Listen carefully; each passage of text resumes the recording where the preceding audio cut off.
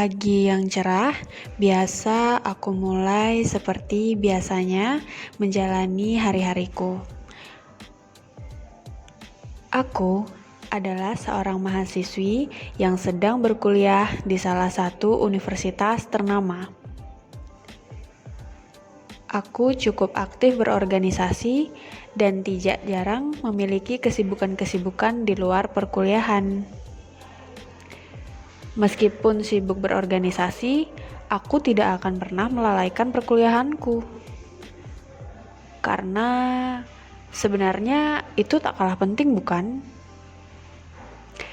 Beginilah aku menjalani aktivitasku sehari-hari, mengerjakan tugas kuliah, mengerjakan tugas organisasi, bersosialisasi seperti mahasiswi lainnya.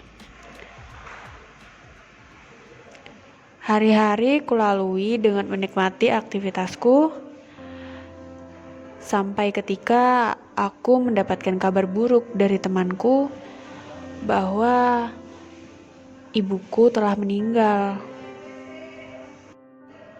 Aku sedih, aku marah, aku tidak bisa berpikir panjang tentang apapun ketika mendengar kabar itu.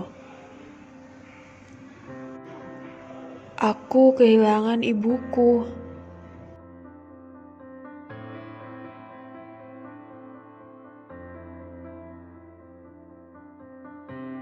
Bagaimana bisa aku melanjutkan hidupku? Apa yang harus aku lakukan jika ibuku tidak ada?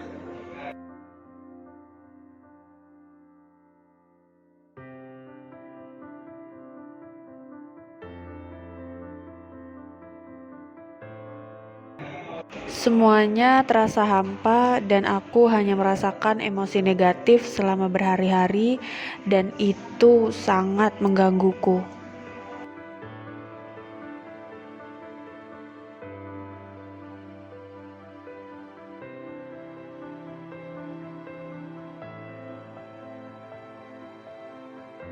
Sampai akhirnya aku bertemu dengan temanku dan aku menceritakan semuanya dengannya.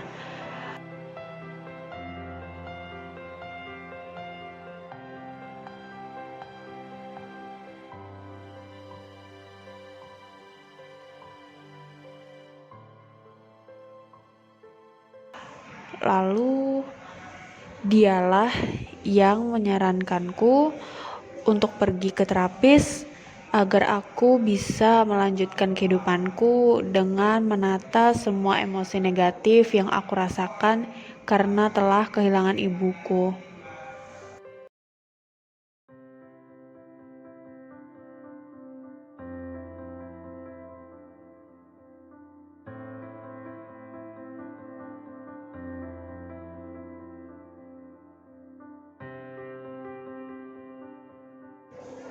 Keesokan harinya, aku pun pergi menemui terapis itu untuk membuat janji temu dengan terapisku.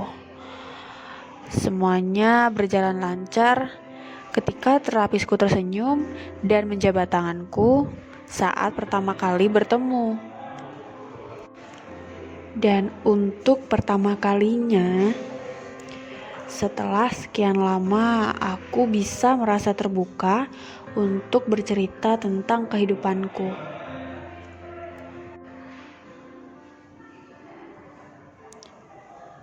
Dengan santai, aku merasa terbuka dan merasa nyaman dengan terapisku, dengan harapan dialah yang bisa menolongku. Dan dalam waktu singkat, kami pun membuat janji temu untuk pertemuan berikutnya. Setelah pertemuan kedua, aku merasa aneh ketika keluar dari ruang terapi. Aku merasa bajuku berantakan dan aku juga merasa keringatku berlebihan padahal di ruangan itu sangat dingin. Kemudian aku memutuskan untuk menghubungi temanku dan menceritakan apa yang aku rasakan setelah pertemuan kedua ini. Tapi betapa terkejutnya temanku ketika mendengarkan ceritaku. Dia menjawab, "Halo? Ya, apa? Pertemuan kedua katamu. Jelas-jelas kamu sudah menjalani terapi selama 2 bulan dan sekarang adalah pertemuan ke-9-mu. Ada yang tidak benar di sini. Kita harus ke kantor polisi. Sekarang." Aku terkejut dan aku sedikit cemas. Aku dan temanku pergi ke kantor polisi untuk membuat laporan dan menjelaskan semuanya. Setelah itu, aku bekerja sama dengan polisi untuk mendapatkan bukti kejahatannya. Aku melakukan janji temu dengan terapisku dan memasang kamera tersembunyi di kantong bajuku.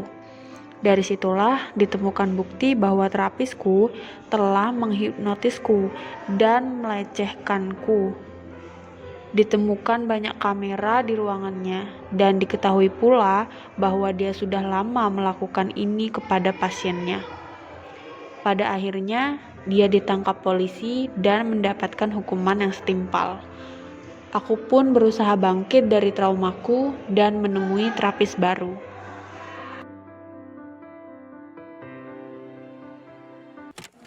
Tindakan si terapis tersebut merupakan salah satu bentuk ketidakprofesionalan yang dilakukannya, yang mana hal ini melanggar pasal 13 yang membahas mengenai sikap profesional dalam Kode Etik Psikologi Indonesia.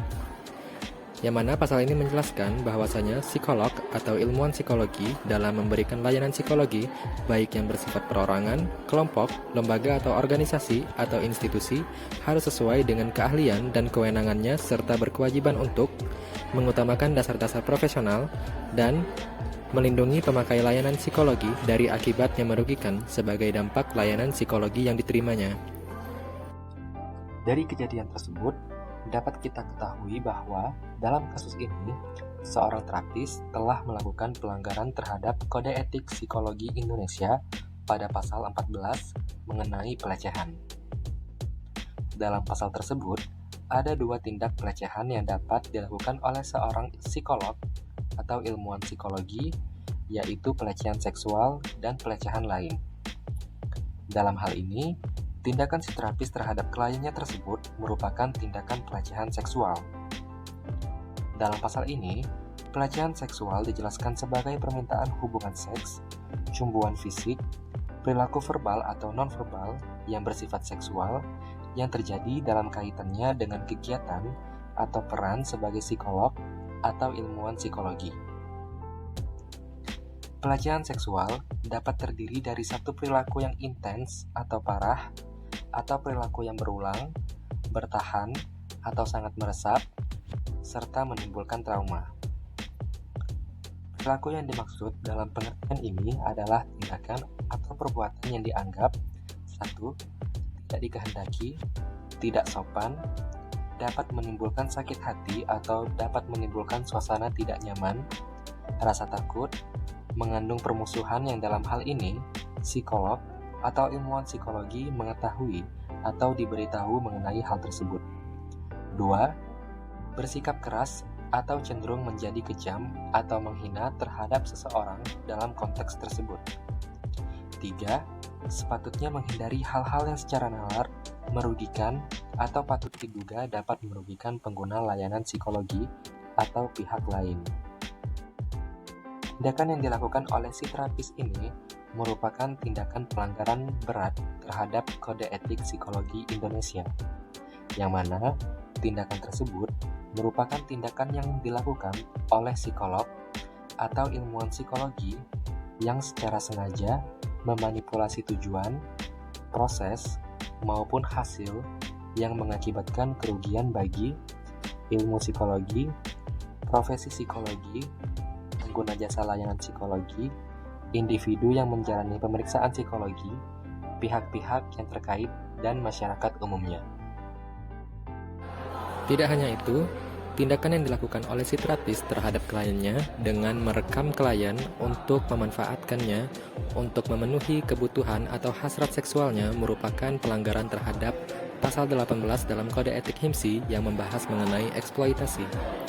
Yang mana di dalam pasal ini dijelaskan bahwa psikolog atau ilmuwan psikologi tidak melakukan hal-hal yang dianggap mengandung unsur eksploitasi, yaitu pemanfaatan atau eksploitasi terhadap pribadi atau pihak-pihak yang sedang mereka supervisi, evaluasi, atau berada di bawah wewenang mereka seperti mahasiswa, karyawan, peserta penelitian, orang yang menjalani pemeriksaan psikologi, atau mereka yang berada di bawah penyeliaannya. Kemudian, terlibat dalam hal-hal yang mengarah pada hubungan seksual dengan mahasiswa atau mereka yang berada di bawah bimbingan di mana psikolog atau ilmuwan psikologi memiliki wewenang evaluasi atau otoritas langsung, serta pemanfaatan atau eksploitasi atau terlibat dalam hal-hal yang mengarah pada hubungan seksual dengan pengguna layanan psikologi.